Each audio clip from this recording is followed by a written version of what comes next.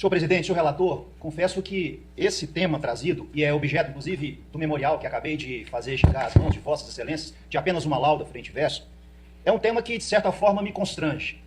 Dias atrás, ingressava eu numa sala de aula composta por magistrados na Escola da Magistratura do Estado de Goiás, e um dos temas, pauta da reunião, era exatamente aquele que, para mim, é o que mais caracteriza a figura do julgador, que é o dever de fundamentar uma decisão.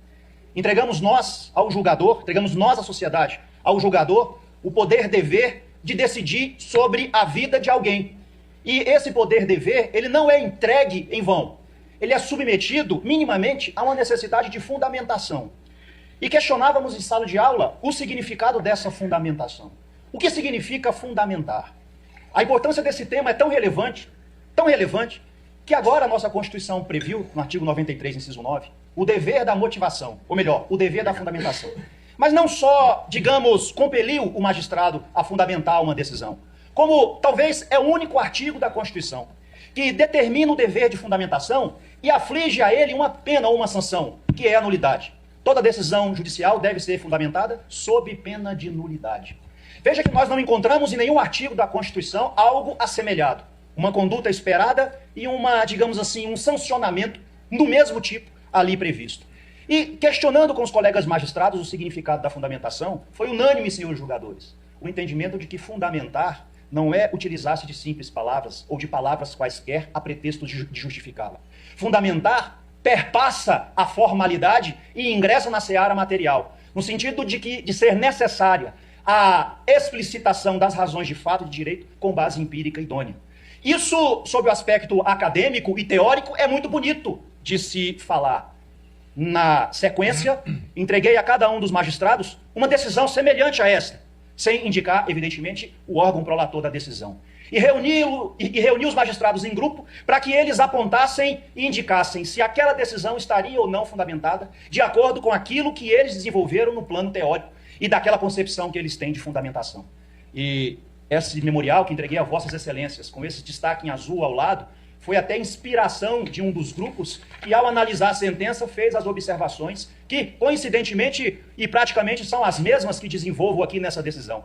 Porque, por incrível que possa parecer, embora aquele caso de sala de aula teórica fosse apresentada, a solução encontrada foi a mesma. Porque me parece que essa decisão do caso concreto se desenvolveu de forma tão abstrata que poderia ser utilizada em qualquer ambiente que a resposta seria a mesma. Então, fica difícil fazer uma sustentação oral sem procedermos à leitura da decisão, porque é essa decisão que está sendo objeto de combate. Afirmo aqui que essa decisão não é aquela decisão esperada pelo legislador constituinte que exigiu a fundamentação material e substanciosa de uma decisão e afligiu a ela, ou a ausência dela, a pena ou a sanção de nulidade. Se Vossas Excelências passarem os olhos nessa decisão, Vossas Excelências não vão encontrar a indicação do nome do paciente. Veja que a magistrada Acó decretou a prisão do paciente e mais 6 pessoas, ou melhor, e mais 5 pessoas. E nenhuma vírgula da decisão, o nome do paciente é indicado. Por que o paciente compunha essa organização criminosa, ou melhor, essa associação criminosa? Por quê?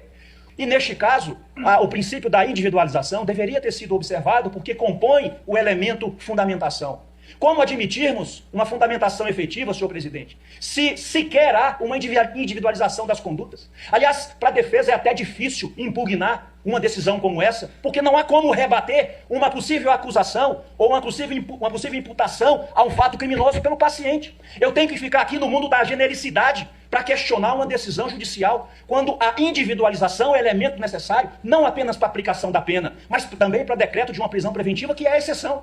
Ou a prisão preventiva não é exceção?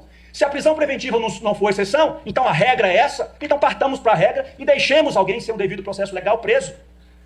E essa decisão é que está sendo questionada, e tenho certeza que se Vossas Excelências passarem os olhos nessa decisão, os senhores haverão de concluir nesse mesmo sentido. E para finalizar, senhor relator, um outro fato surgiu na tramitação deste habeas corpus, e preciso ser honesto aqui em trazer da tribuna e levantar o tema: o excesso de prazo. Quando impetrei esse habeas corpus, o feito ainda estava na fase investigatória.